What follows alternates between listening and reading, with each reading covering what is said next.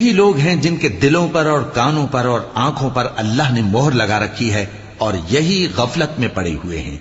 کچھ شک نہیں کہ آخرت میں یہی لوگ خسارہ پانے والے ہوں گے۔ پھر جن لوگوں نے ایذائیں اٹھانے کے بعد ترک وطن کیا، پھر جہاد کیا اور ثابت قدم رہے، تمہارا پروردگار ان کو بے شک ان آزمائشوں کے بعد بخشنے والا ہے، رحمت کرنے والا ہے۔ جس دن ہر شخص اپنی طرف سے جھگڑا کرنے آئے گا اور ہر شخص کو اس کے اعمال کا پورا پورا بدلہ دیا جائے گا اور کسی کا نقصان نہیں کیا جائے گا۔ اور اللہ ایک بستی کی مثال بیان فرماتا ہے جو کہ ہر طرح امن چین سے تھی، ہر طرف سے اس کا رزق با فراغت چلا آتا تھا، مگر ان لوگوں نے اللہ کی نعمتوں کی ناشکری کی تو اللہ نے ان کے اعمال کے سبب ان کو بھوک اور خوف کا لباس پہنا کر ناشکری کا مزہ چکھا دیا، اور ان کے پاس انہی میں سے ایک پیغمبر آیا تو انہوں نے اس کو جھٹلایا، سو ان کو عذاب نے آ پکڑا اور وہ ظالم تھے۔ پس اللہ نے جو